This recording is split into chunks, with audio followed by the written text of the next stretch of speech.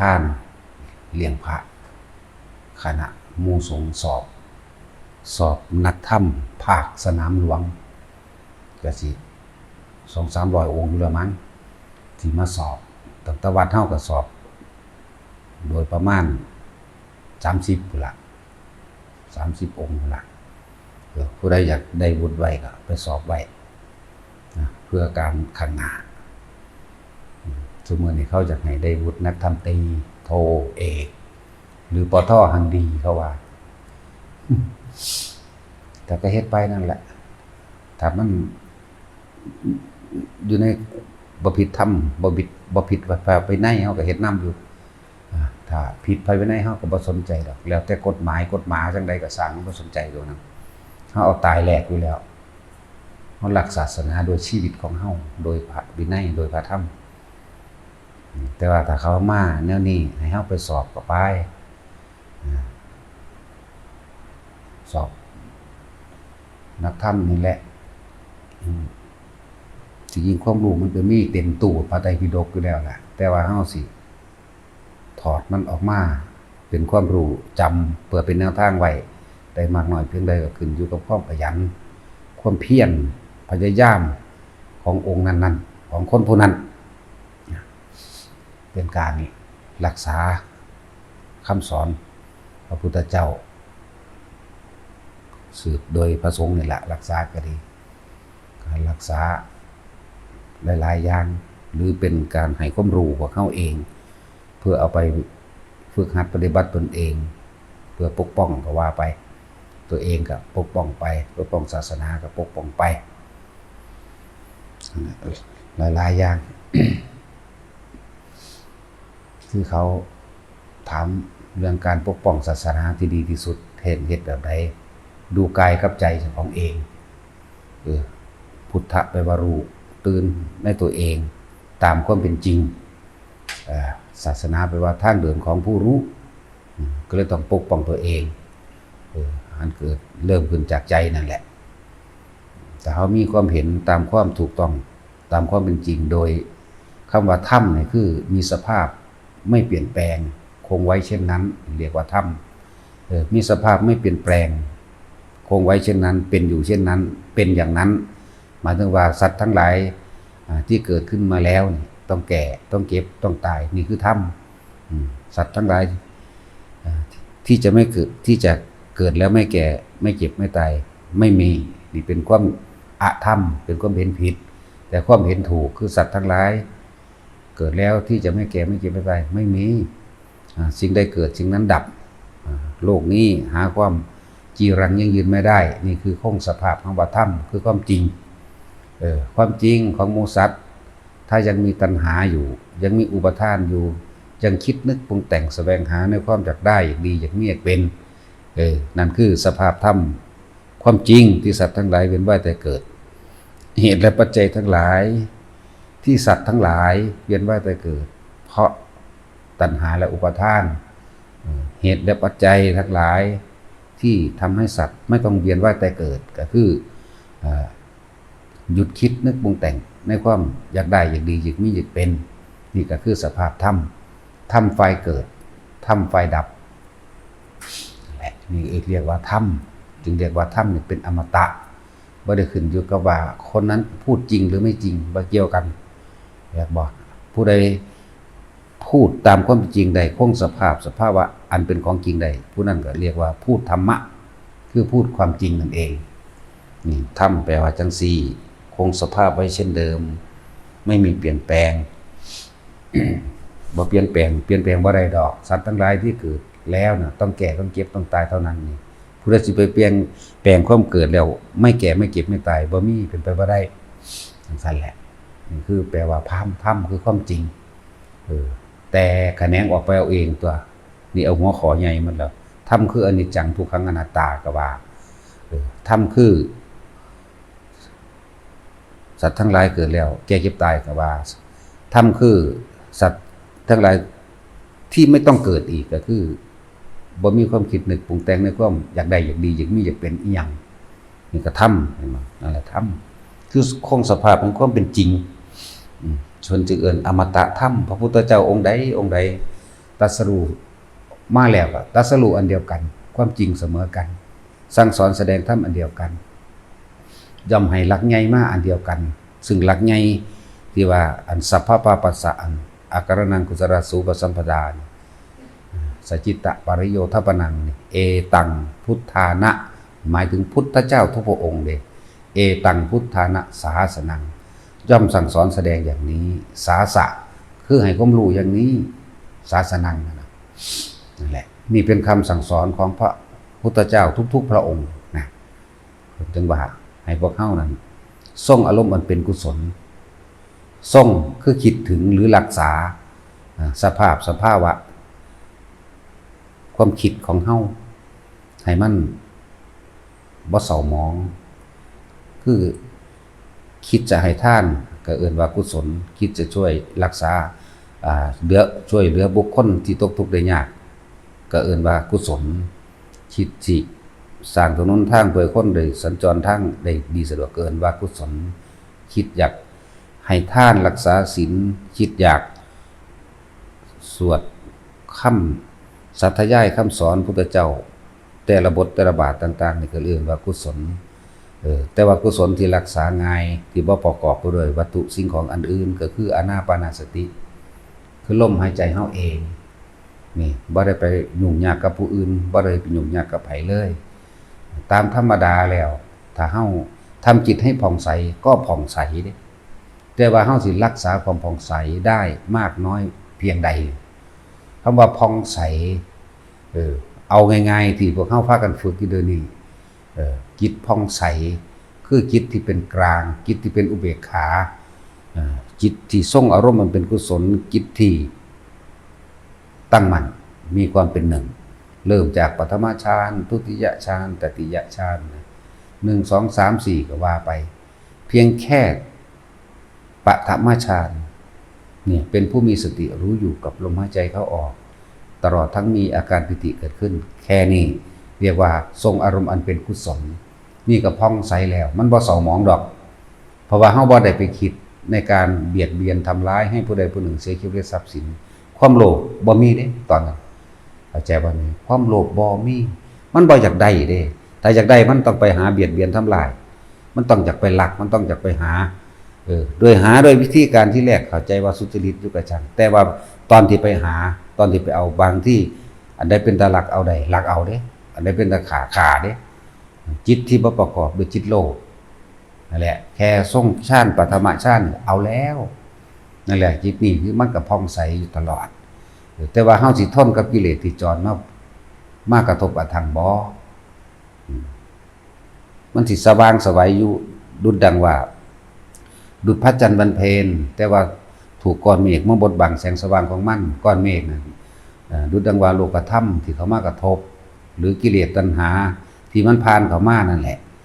ถ้าเฮาทำสมาธิว่าจิตตั้งมั่นอยู่ในฐานดีแล้วตั้งมั่นอยู่ในอารมณ์อันเป็นกุศลตั้งมั่น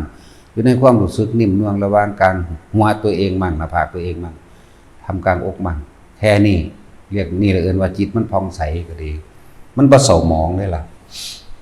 มันตั้งมันเป็นกลางขึ้นอยู่กับเฮาสิเป็นผู้ประคองรักษามันเด้อการทำสมาธินี่ทุกคนเขามาเรียนเนี่ยบ่ได้ยากเลยคือวิธีเฮาที่เฮ็ดสอนทีเดียวนี่แหละแต่ว่าคนบ่เข้าใจสมาธิ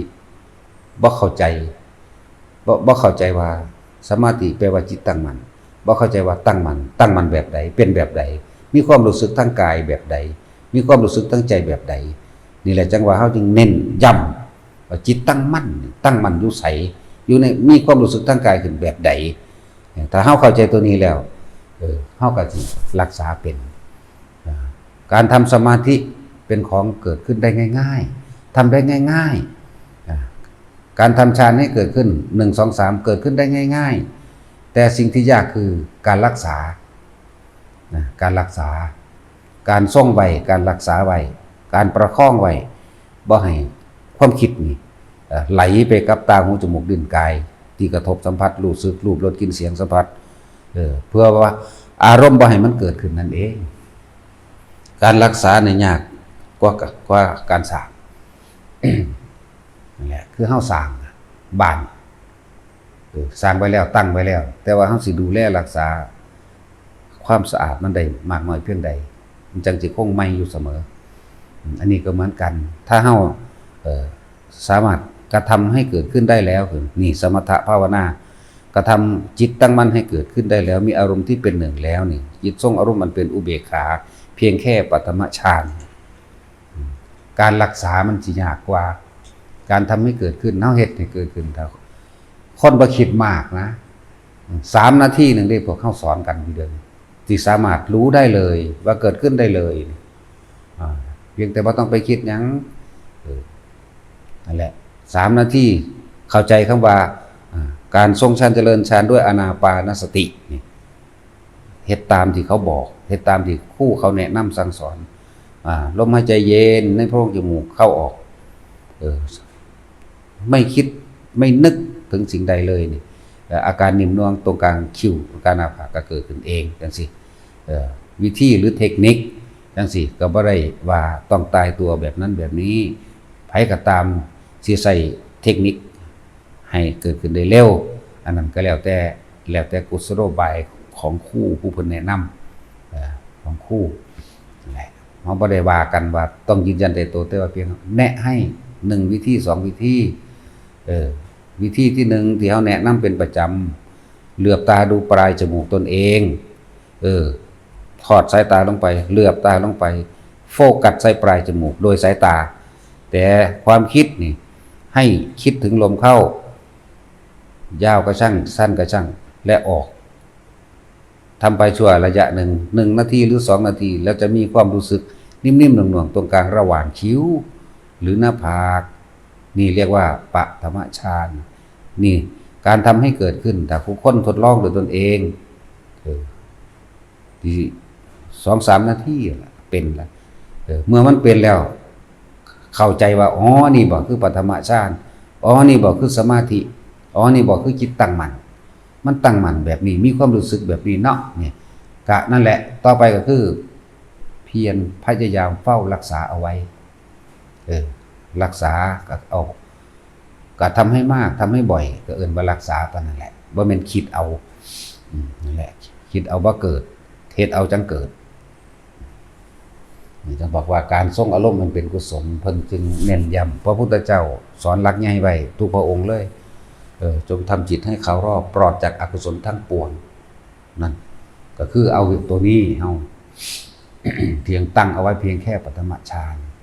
ทุติยฌานเป็นเองตติยฌานเป็นเองขั้นที่2เป็นเองขั้นที่3เป็นเองเพราะว่าเฮาได้ขั้นพื้นฐานเฮาได้พื้นฐานเฮาได้ขั้นหนึ่งนั่นแหละมันจะค่อยพัฒนาของมันเองเป็นไปเองเพราะว่าเฮารักษาความคิดของเฮาไม่ให้หนีจากกายไม่ให้ห่างจากกายนี่เลยเอิ้นว่าทรงอารมณ์มันเป็นกุศลภาษาบาลีก็เว้าแล้วเว้าอีกอยู่ดอกสัพพะปัสสะ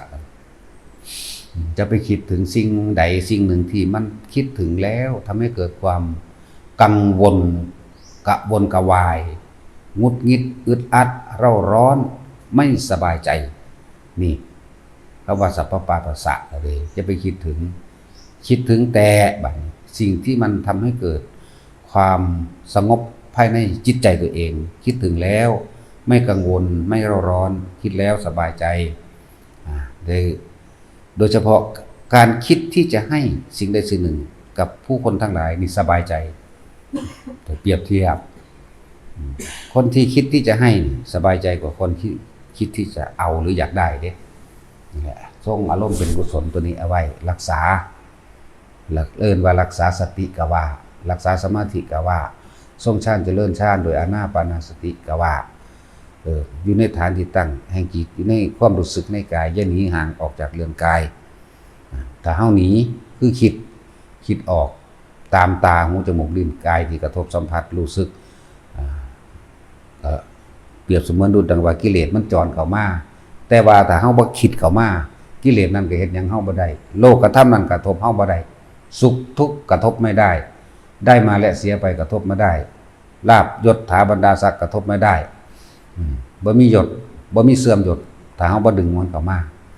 นั่นแหละจังว่าความนินทาและสรรเสริญก็บ่มีสำหรับเฮาในขณะที่เฮาตั้งจิตอยู่ในคำว่าเพียงแค่ปฐมฌานหนึ่งเด้นี่บ่ได้แปลว่าอีหยังมาก นั่นแหละเลื่อนว่าทรงอารมณ์มันเป็นกุศลรักษาไว้เรื่อยรักษาไว้เรื่อยทรงไว้มันถือพัฒนาขึ้นไปความปล่อยว่างมันสิปล่อยเองดอกมันขึ้นอยู่กับเฮาสร้างเหตุสร้างเหตุ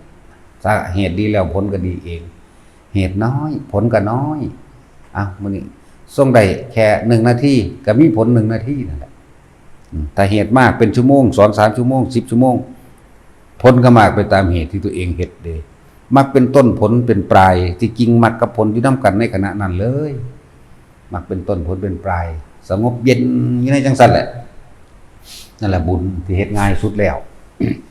บ่ต้องอาศัยวัตถุสิ่งของบ่ต้องอาศัยสถานที่บ่ต้องอาศัยหยังอาศัยสติตนเองน้อมเข้ามาคิดถึงลมหายใจแค่เข้าออกแต่ผู้เฮ็ดเป็นแล้วก็เข้าใจดีสั่นง่ายสะดวกแต่ผู้เฮ็ดเป็นแล้วบ่คิดหยังมันก็ขึ้นเอาเองเลยท่าใดก็ได้ไม่ได้จำกัดการบ่จำกัดเวลาบ่ได้จำกัดท่าบ่ได้ผูกขาดด้วยท่าต้องนั่งนะต้องยืนนะต้องเดินต้องอะไรได้ทุกอริยบททุกกิริยาอาการถ้ากิริยาอาการมันเป็นเรื่องของร่างกายนี่เรื่องของจิตของน้อมเข้ามาอยู่ในกายนี่เองน้อมเข้ามาทำความรู้สึกอยู่ในตัวเองนั่นแหละเราถามว่าจิตตสังขารกับกายสังขารต่างกันอย่างไรจิตตสังขารคือความปรุงแต่งประกอบกันขึ้นธาตุทั้ง4คือดินน้ำลมไฟดินน้ำไฟลมประกอบกันขึ้นโดยร่างกายถ้ามันตายแล้วมันก็สลายเสื่อมไปส่วนจิตตสังขารถ้ามันยังบ่ทันได้ตายคือความคิดนั่นเองจิตตสังขารคือความคิดแตกต่างจากกายอยู่แต่ว่าก็อาศัยจิตตสังขารคือความคิดนึกปรุงแต่งในความอยากได้ดีมีอยากเป็นนั่นแหละจึงว่าจิตหรือจินี่คือจิตเจหมายถึงเจตนาในการคุ้นคิดไข้ควรในความอยากได้ดีไม่เป็นรูปจึงไปเปลี่ยนรูปเป็นร่างใหม่มันคนละอย่างกันอยู่ดอกกายนี่ตายแต่ว่าจิตนี่บ่ตายแต่ถ้ายังมีกิเลสตัณหาอยู่นั่นน่ะก็เปลี่ยนร่างนั่นเปลี่ยนร่างนี่เขาเป็นกบแน่เป็นเขียดแน่เป็นปลาแน่เป็นคนแน่เป็นงัวเป็นควายแน่ตกนรกแน่โอปาติกะอุบัติขึ้นเ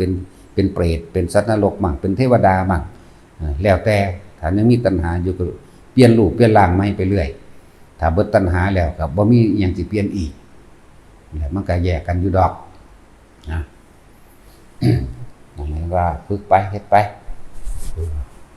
ของบางอย่างก็เป็นปัญหาน้อยๆซึ่งเฮาก็เทศมาเรื่อยๆอยู่ก็บ่ตอบอันนี้ก็น้อยๆนึงเด้นี่จิตกับน้ำต่างกันบ่ก็ต่างกันจิตตสังขารกับรูปสังขารก็ต่างกัน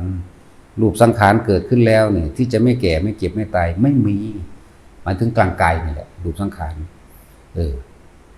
นั่นแหละส่วนจิตตสังขารเกิดขึ้นมาแล้วถ้ายังบอกท่านเดี๋ยวหมดพ้นตัณหาก็คิดเวียนไว้แล้วก็ไปเกิดใหม่เปลี่ยนรูปเปลี่ยนร่างนั่นเองเพิ่นว่าแยกรูปแยกนามก็ดีฝึกไปก็ดีทรงอารมณ์มันเป็นกุศลไว้เถอะหน้ามันสิไปใส่บ่ต้องไปอีหยังมากนะแต่ละวินาทีของเฮาเองนะบ่ต้องไปคาดคะเนนั่นมันไปหาอนาคตคำว่าคาดคะเนการคาดคะเนของคนก็คาดคะเนจากอดีตจากการได้ยินได้ฟังอดีตจากกูจะเป็นอรหันต์คือองค์นั้นมีพูดถึงทางธรรมก็ดีอยู่จะเป็นอรหันต์คือองค์นั้นเฮ็ดไปนั่นแหละบัดนี้มันเลยบ่ถึงจักเทื่อเพราะว่ามันอยากเป็นลักษณะนั้นเว้าให้ละเอียดกว่านี้มันก็ต้องอาศัยเวลาฟังไปเรื่อยๆเอาไปแล้วกันหั่นล่ะพอ